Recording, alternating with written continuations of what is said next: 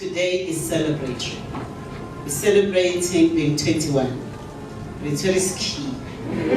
Someone has Benjamin and admit our children. We believe we are changing. One child at a time, the lives of our children and how society treats them, which is why we exist. And it's fantastic to be here with all the people who make it possible. Because every time I say the National Children's Fund does 1, 2, 3, I do feel like a fraud. I feel like a fraud because ours is to facilitate. Ours is to get to the ground. Ours is to hand hope.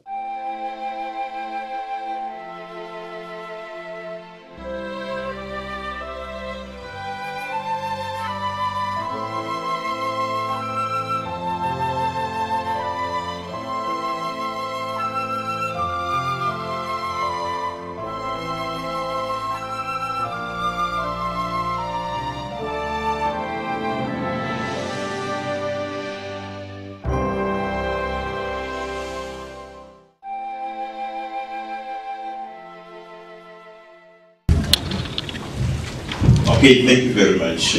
Greeting to everybody in the room, the CEO and the Bafana.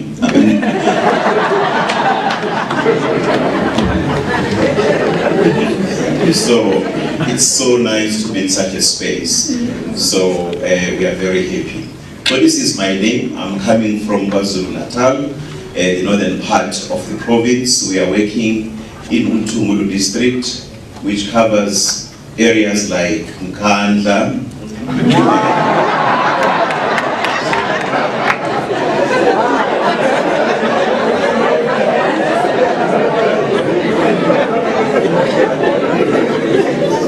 well, it covers the shoreway, it covers Mbangeni and so on. That is where we are working. That is where KRCC made a difference. KRCC is the organization that I joined 13 years ago.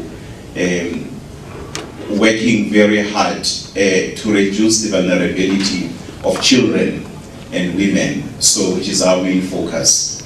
I remember in 1996 we had Mamfigi arriving at KRCC, witnessing the plight of children in deep rural areas, saying that before you start asking anything, prepare the proposal, but the most important thing, make sure that those kids are reached. Get to them, reach them, be with them. Not everything needs funding for us to get off the ground.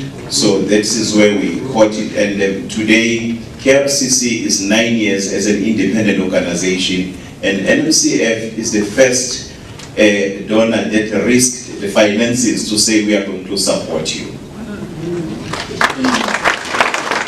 I hope that NMCF won't regret, because quite a number of things have been achieved over years. So you see, to see practical changes happening where a person was I wouldn't say a beggar, but a person expecting to receive something, but changing to be a giver because of the program, where self-esteem was low. I'm coming from the rural area, I'm disadvantaged.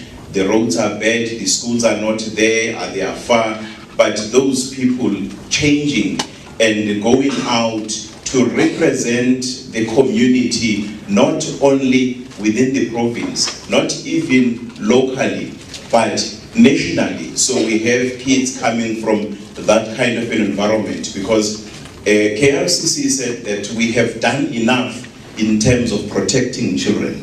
So if we keep it like that, we'll always make sure that kids are the subject of protection all the time. We shifted to child participation, where we wanted to see them doing something themselves. I remember our strategic planning process that happened in 2009. It was children-led, because they were saying that we can contribute something. We may not know the frameworks that we are talking about, but we'll tell you the issues that we have. And they participated. It was approved by our board. We had children participating. And that did not just start there. It started from the process where they were very much involved in the projects in the community. Like, for instance, KRCC is a chair of the original network called A Chance to Play in Africa. It covers 6 countries in the Southern Africa. So we said, let us do it in our own way. Kids from our own environment, they said, we need the park, we need a place to play. So we don't want to be told that from school we go home, you fetch water and so on. So they identified the park. They improved the park itself. They were weeding out, clearing, doing things. And then we said, this is child participation at its best. And they did that. So on the other hand, while they were participating, their grannies, mothers, childminders, guardians, they were not resting on their laurels. There is a very exciting concept that has taken KRCC and NMCF to India, where we were invited to talk about how do you change 2 rand into a total turnover of 4 million rands. How do you take the community where people were saying that they cannot do anything for themselves, but they are in a position to be entrepreneurs, taking more than 1,000 children to school out of 2 rand.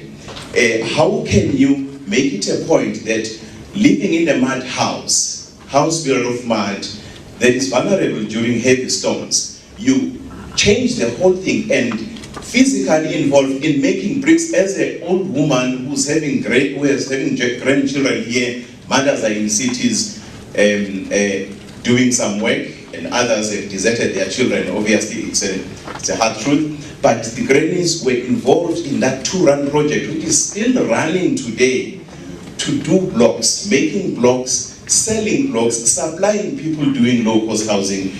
And today, there are about 60 houses that have been renovated, built, extended out of that project, and kids at their home. One who didn't have a place to stay is now a landlord. People are renting from here, from this project.